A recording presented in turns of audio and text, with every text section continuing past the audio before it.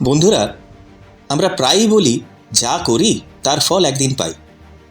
কিন্তু কখনো কি ভেবে দেখেছো এই কর্মফল আসলে কি? কেন কিছু মানুষ অপ্রত্যাশিত সুখ পায় আর কেউ কেউ দুঃখ আর কষ্টের ভারে জর্জরিত হতে থাকে? এর পেছনে কাজ করে আমাদের কর্মফল বা কার্মিক অ্যাকাউন্ট। আজকের এই ভিডিওতে আমরা জানব কর্মফল কিভাবে কাজ করে, কেন এটি আমাদের জীবনে গুরুত্বপূর্ণ এবং কিভাবে আমাদের কর্মকে পরিবর্তন করে একটি সুন্দর ভবিষ্যৎ তৈরি করতে পারি। কর্ম মানে কি? আমাদের প্রতিটা কাজ, চিন্তা এবং কথা, এগুলোই কর্ম। কিন্তু কর্মফল কিভাবে তৈরি হয়? কল্পনা করো, তোমার জীবনের প্রতিটা কাজ একটি ব্যাংক অ্যাকাউন্টের মতো। তুমি যখন ভালো কাজ করবে তখন পজিটিভ ব্যালেন্স জমা হবে, আর যখন খারাপ কাজ করবে তখন নেগেটিভ ব্যালেন্স তৈরি হবে। একটা ছোট গল্প শোনাই। একজন কৃষক তার জমিতে বীজ বোনে। সে যদি ভালো বীজ বোনে, ফলও ভালো হবে, আর যদি বীজ ভালো না হয়, ফল খারাপ হবে। ঠিক একইভাবে আমরা যা করি তারই ফল আমাদের জীবনে ফিরে আসে। বন্ধুরা, কর্মফল আমাদের জীবনের প্রতিটি ক্ষেত্রে প্রভাব ফেলে। তুমি কি কখনো ভেবেছো কেন কিছু মানুষ দারুণ সফল আর কিছু মানুষ বরাবর ব্যর্থ হয়? কারণ তাদের কর্মফল আলাদা। আমাদের বর্তমান জীবন আসলে আমাদের অতীত কর্মের ফল।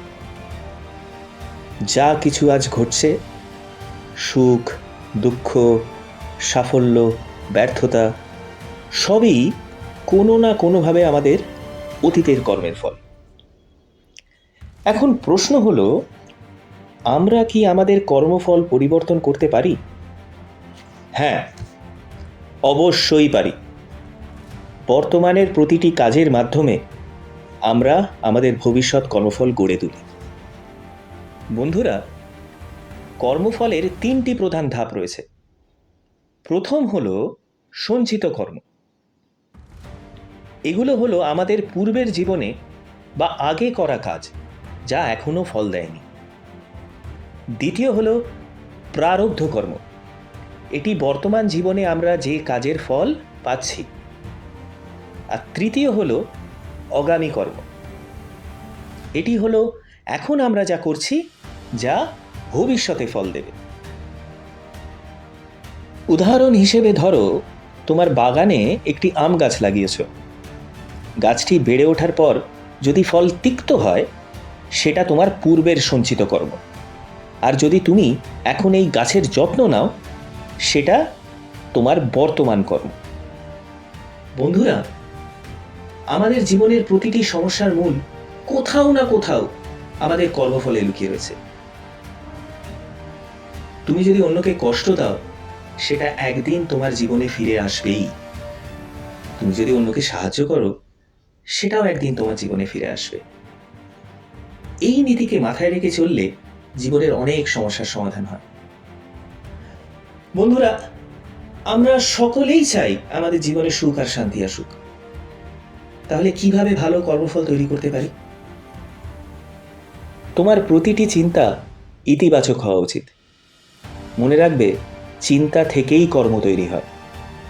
যতই কঠিন সময় আসুক, তোমার কাজের মধ্যে সততা আর ভালোবাসা রাখবে। কাউকে ক্ষমা করতে শিখবে। ক্ষমা করার মাধ্যমে তুমি তোমার নেগেটিভ কর্মফল হালকা করতে পারবে। অন্যকে সাহায্য করার অভ্যেস গড়ে তোলো। এটি তোমার জীবনের জন্য একটি বিশাল পজিটিভ ব্যালেন্স তৈরি করবে। প্রতিদিন কিছুটা সময় ধ্যান করবে।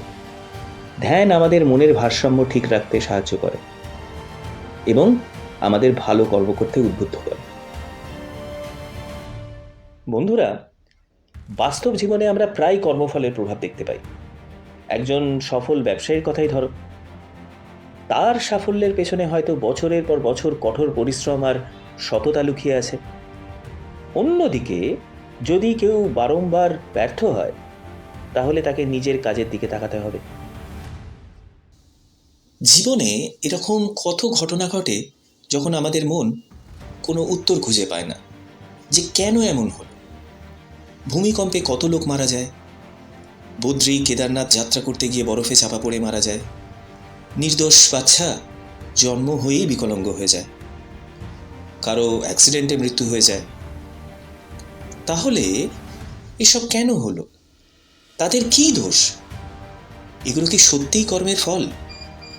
কিন্তু কর্ম কি? কর্মের ফল কিভাবে ভুগতে হয়? এর রহস্য বোধগম্য হয় না। হ্যাঁ, এসব আগের জন্মের কর্মের ফল। কর্ম কাকে বলে?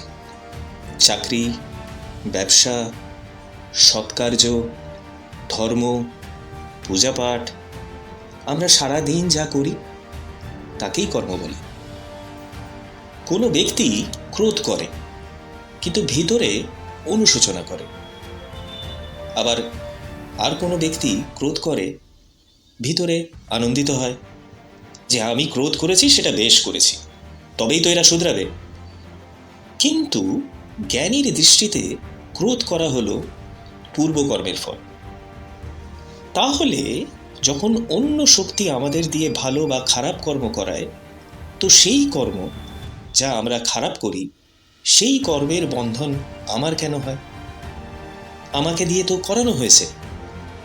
কারণ আপনি দায়িত্ব স্বীকার করেন যে এ আমি করেছি, আপনি তো কর্তা। আমি এই করেছি, ওই করেছি, এসবের কর্তা আমি, এমন বলেন না আপনি? এতে কর্ম বাধে। আপনি তো প্রায়ই বলেন যে আমি এই করেছি, আমি ওর অনেক উপকার করেছি। এই আমিত্বটাকে আপনাকে ছাড়তে হবে। এই আমিত্ব থেকেই আপনি একেবারে বেরিয়ে আসুন। অহংকার ছাড়তে হবে। অহংকার সব সময় পতনের মূল। আমিত্ব মানেই অহংকার। এখন প্রশ্ন হলো, এই জন্মে যা কিছু রাগ বিদ্বেষ হয় তার ফল এই জন্মেই ভুগতে হয় না পরের জন্মে ভুগতে হয়?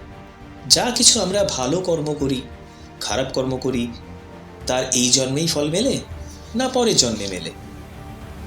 যে কর্ম চোখে দেখা যায় তাকে স্থূল কর্ম বলে।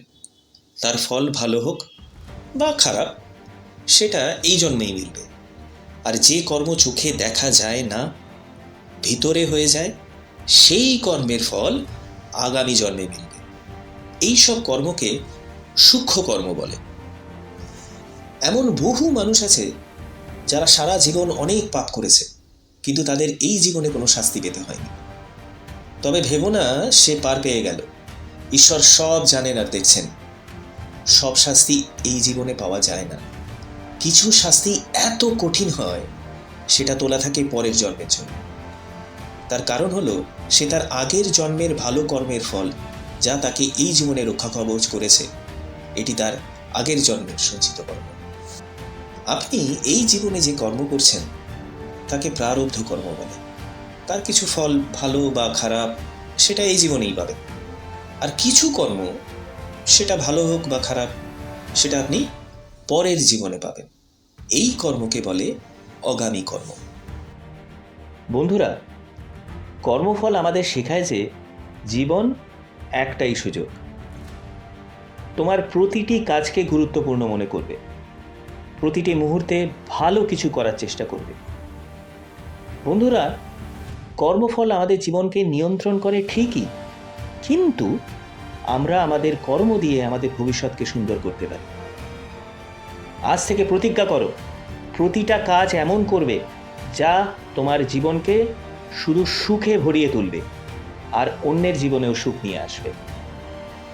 কর্ম তোমার বন্ধু যদি তুমি তাকে ভালো কাজে ব্যবহার করো, আবার কর্ম তোমার শত্রু যদি তুমি তাকে খারাপ কাজে ব্যবহার করো।